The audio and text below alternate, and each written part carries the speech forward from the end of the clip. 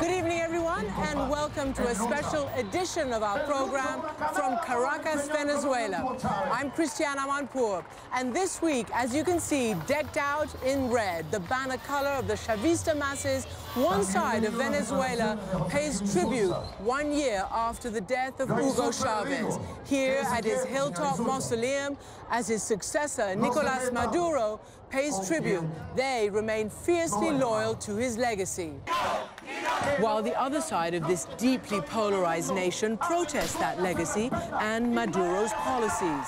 This is the worst disturbance to rock Venezuela in a decade, powered by anger at soaring crime rates, high inflation, mounting poverty, and chronic shortages of basic goods, all as this nation sits atop the world's biggest oil reserves. A leading opposition figure has been jailed, hundreds of troops have been deployed, and almost 20 people have been killed. President Maduro seems to be weathering this storm so far, but for how long? I sat down with him here at the Miraflores Palace in Caracas for an exclusive and rare interview as he approaches 1 year in office. Mr. President, thank you for joining me. Welcome to our program. Bueno, gracias a ustedes por estar con nosotros aquí en Venezuela. Thank you for being here with us here in Venezuela. And welcome to CNN, of course. Bueno, siempre CNN es bienvenida CNN is a always Venezuela. welcome to Venezuela. Estamos muy agradecidos And de we're estar very aquí. thankful Nos to permitan see you here comunicarnos con el so we público can de los talk Estados to Unidos the para U.S. decirle la audience verdad to de say nuestra the patria. truth of our homeland. Clearly, even CNN has been in some trouble over the past few weeks here. A lot of the foreign press and also members of the Venezuelan press. And there have been dozens, maybe 70 members of the press who have been arrested, been targeted during these demonstrations. Would you say now that the press is welcome to do their work here? Siempre ha sido así. Always. Y siempre And será. it's been La always the única case and agresión it que will be the conozco case. That's great. So just to be clear, you yourself criticized CNN in Espanol. Are you now saying that you guarantee the security of all the press here? siempre le hemos garantizado. And we have always guaranteed the freedom of the press. Now, El tema de CNN en in the case of es un CNN tema in aparte, Spanish, distinto. it's a different thing. Yo he abierto un debate con I've ellos. opened a debate with debate them, democrático. a democratic Le he dado debate. mis opiniones, I've given them porque me my parece que el papel opinions que ellos because I cumplen, think o the estaban role they cumpliendo are fulfilling antes, or hace the unas role semanas, they en fulfilled relación 2 a weeks Venezuela, ago un papel regarding muy Venezuela nocivo, was a very harmful and peligroso para dangerous Venezuela, role porque for estaban Venezuela promoviendo because they were intervención promoting extranjera en a nuestro foreign país. intervention in Estaban our country. vendiendo They were una selling imagen a falsa de lo que false estaba idea sucediendo of the en nuestro situation país. in the Y country. estaban And they incitando were al inciting alzamiento contra el a gobierno revolt constitucional. against Yo the hice una constitutional alerta government. pública I como parte gave del a debate public democrático. warning as Y a bueno, part of the creo democratic al debate. día de hoy And que ha habido una I rectificación think they parcial have de changed, CNN. partially Y changed. en They have ese sentido, rectified. saludo esa And rectificación. I welcome that change. As a member of CNN, I want to assure you that CNN is an independent network and that all our correspondents and producers report the truth. So I'm very glad that you say you will guarantee their security from here on in, and that of the other press as well. But let me ask you, you are facing now some of the worst violence and disturbance in Venezuela in the last 10 years. Even this week, when we were watching you pay tribute to President Chavez after his 1-year anniversary of his death, you again criticized the opposition and you called them fascist, you called them extremist. Is that really what you think about them?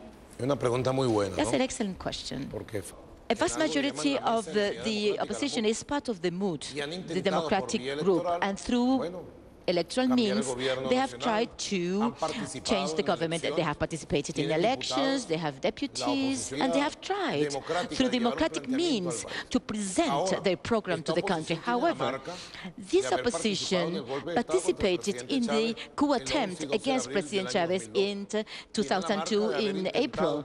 They attempted another coup d'etat in December 2002, 2003. They attempted a similar action like today to provoke violence for another coup d'etat against President Chavez in 2004. They are trying to get rid of that past, of that record. But I say that today you should know in the US and your audience of this prestigious show, that those who have started this violent plan is a minority, is a tiny group. In this country, polarization has been emblematic of politics for many, many years, while you have supporters, the Chavistas, the Chavismo movement.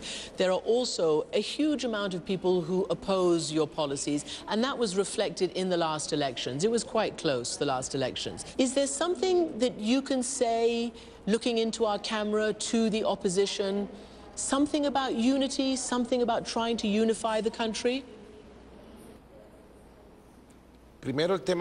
First of all, regarding polarization, in all democracy, there are polls, and there is a debate of ideas. In the US, you have the Democrats and the Republicans, right? You mentioned that they won elections with this short margin. It could happen in any country, with 1.5% of difference. And look what I did. Look what I did. Immediately, I called upon the mayors, governors of the opposition. We met in December twice. In January, we were drafting a plan. The plan was ready to fight crime, drug trafficking, a global plan. And all of a sudden, there was this call to go against the rule of law, a coup d'etat, the right-wing extremists, and this postponed all the plans that we had advanced through national dialogue that I convened.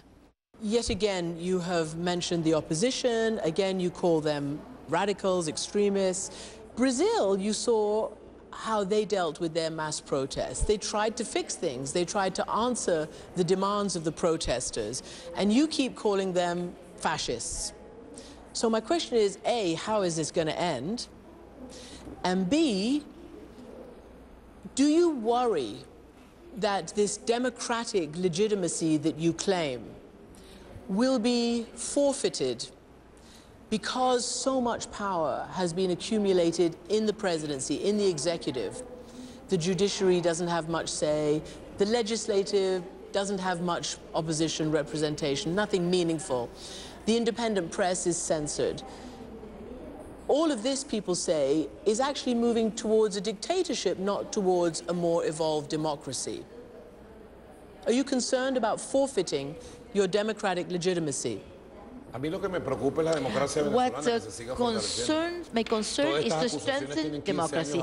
These accusations have been made for 15 years, and they crashed against the reality of Venezuela. Tell me the country in the world with 19 elections in the 15 years. But it's not just elections, sir, you know that. You won your election, but it's not just elections. I'm talking about what happens in governance, of the accumulation of power after election.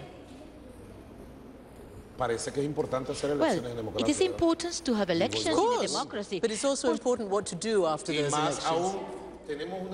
We have a democracy strengthened at all levels. You know why democracy is so strong in Venezuela? Because none of those, well, the leaders of these powers, we do not belong to international companies or a weapon company or an oil company. I'm not a businessman who came here to enrich a group, economic group, or another economic group. I am an independent president. You ask me, what will be the next situation? The victory of the Constitution, of the people against those attacking us. It is not true that we consider all the opposition as fascist. That's not true. In that case, will you let Mr. Leopoldo Lopez out of prison? That is in the hands of the prosecution's office and the tribunal But if protest is allowed in your constitution, why is he in prison? Well, because society has the right to peace, because the Constitution has mechanisms to defend. He's called for peaceful protest. Well, you have to be better informed about what he said. He created a roadmap to topple the legitimate government. He generated violence. The prosecution's office and the tribunals acted, and I gave full guarantees, and he went to justice protected by the state, because there were some extreme groups trying to kill him to generate a greater crisis and greater violence in the country. Thanks God, his parents, wife heard our voice and allowed him to be protected by the state. So now he's in jail and he has to go to justice. In the US, in any other country, they will accept that the leader, any leader of any political group, call upon, the toppling the legitimate government, or call for violence in the streets. The guarantee of the peace is to apply the Constitution, and this is fully understood by our country. I've been listening to you say that everything here is to blame by the outside world, and the Venezuela is under constant attack from outside. Let's take a break. We'll discuss that when we come back. So can Venezuela and the United States get over this kind of talk? You are a donkey, Mr. Danger. You are a donkey. Me refiero, ustedes saben, para decirlo con todas sus letras, a Mr. George W. Bush. The big bad bogeyman to the north, when we come back. Ghana.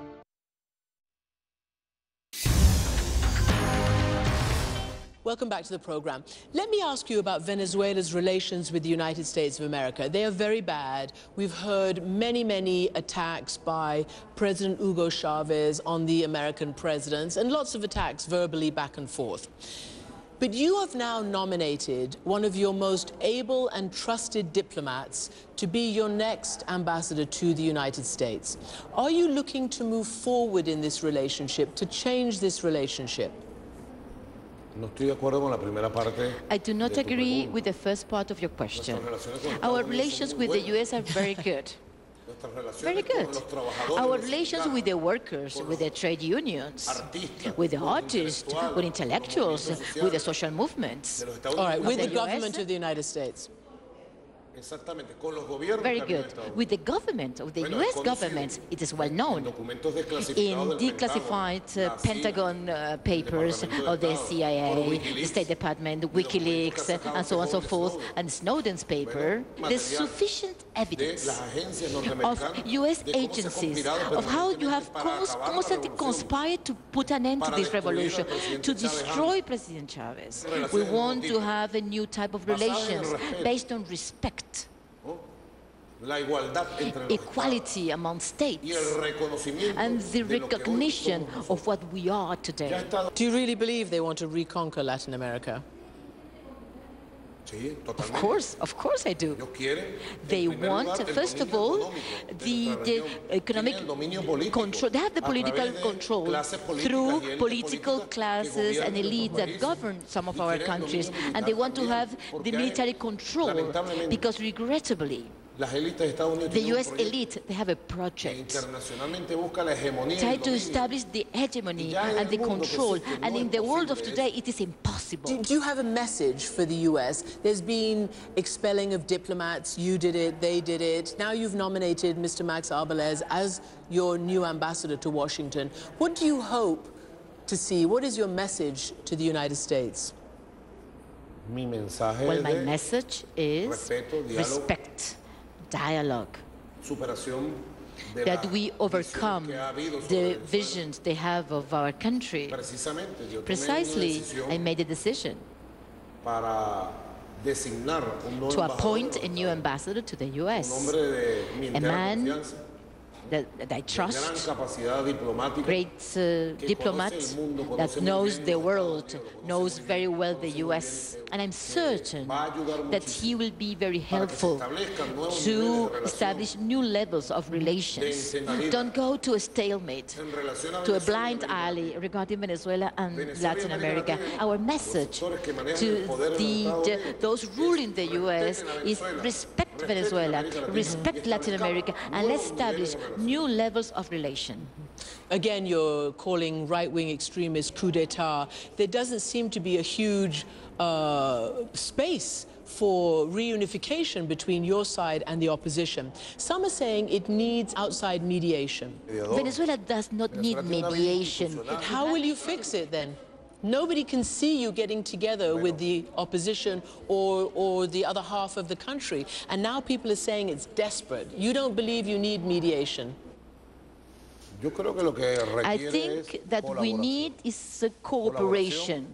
We are not in despair. That's the image broadcast to abroad, to try to hit morally a revolution that we are conducting in favor of the poor, of the workers, of the disenfranchised, a revolution that had given public education, a revolution that gave back the right to health to the people, to the poor, to the humble, a revolution that has special plans and guarantees food to all the people. So Venezuela is not in a despair situation as some people try to portray and sell to abroad. You say that, and it's true that Venezuela sits on the world's biggest oil reserves, and you're a major oil exporter.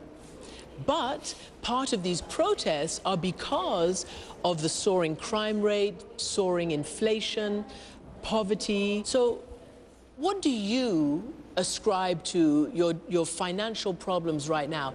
And in the last year or so, all the indicators have been going down. I can show you all the charts. Your own vice president for the economy, and I'll quote, says, at least 30% of the dollars disbursed by the government were diverted from their original purpose.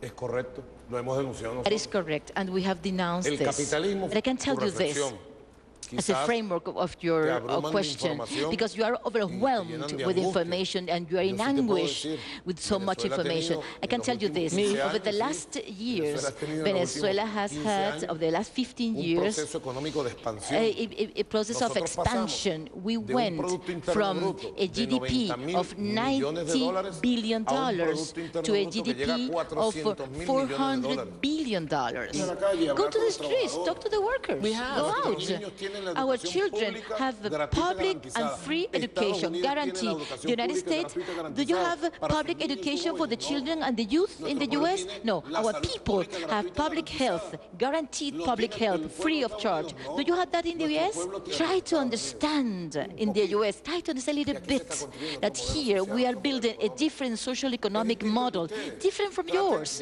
Try to open your mind, a dialogue of culture, of civilization. Try to understand that what we are doing here is different. We fully understand that.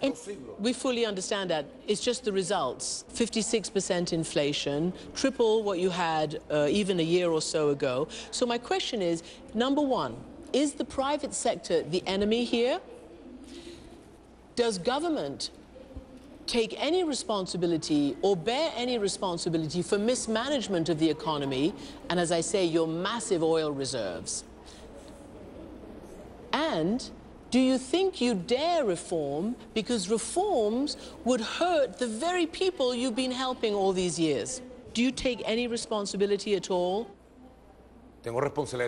Yes, I have responsibility of all that is happening in my country. That's why I'm a president. I assume the responsibility. All countries have problems. You cannot pretend just because today you have a problem related to inflation or in 2 years' time there is to be a problem regarding prices of Venezuelan products in abroad, that the time has come to topple the government and so on and so forth. No, it's not a matter of protest, because we guarantee the right to protest. And every single year there are a number of protests in the country, no problem. We are facing right now an attack, simultaneous attacks of factors of the economy, of politics, and Venezuela is so strong that it has continued at its own pace. I can give you two elements because you mentioned some data. First data, unemployment has dropped structurally over the last decade. from 25% of open unemployment, and now it's less than 10%. So those are concrete data of the social economic reality of Venezuela. Same thing, the extreme poverty. Extreme poverty in the 90s was 35%, 40%. During the revolution, it's been taken to 6% extreme poverty, and my goal is zero extreme poverty in 2019, and we will meet that goal. That's the data of reality. We have the capacity to withstand the attack and maintain the life conditions of our people. We're going to take a break. When we come back, I want to talk more about Hugo Chavez.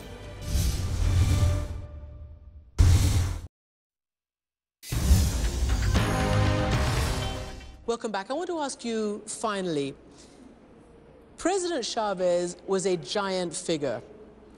How difficult is it for you to fill his shoes? How tough is it to do that? Muy difícil. Very tough.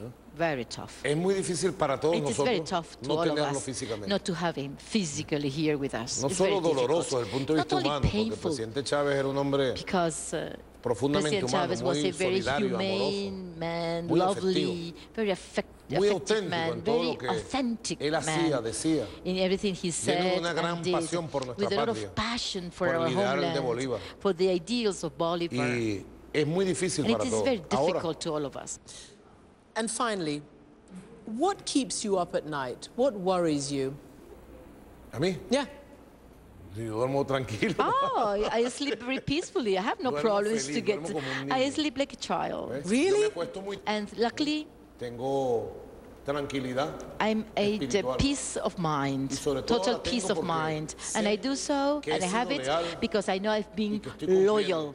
And con el I'm legado de ese fulfilling hombre with the maravilloso, legacy ese of this gigante, marvelous Hugo Chávez. giant Eso me da figure mucha who is tranquilidad espiritual. President Chavez. Y que And todo that lo gives que me hago, lo a hago lot con of peace of honestidad mind. And I do para la things historia y with nuestro pueblo. honesty to que no favor hago our nada people. I do nothing para vanidad, beneficio personal, for my own enriquecimiento profit. personal. The only one governing me is my conscience and the Venezuelan people.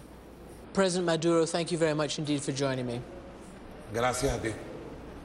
Thank you. Siempre bienvenido. Always welcome.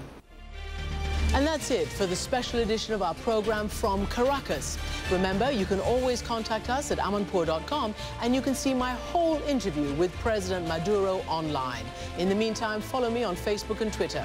I'm Christiane Amanpour saying goodbye from Venezuela.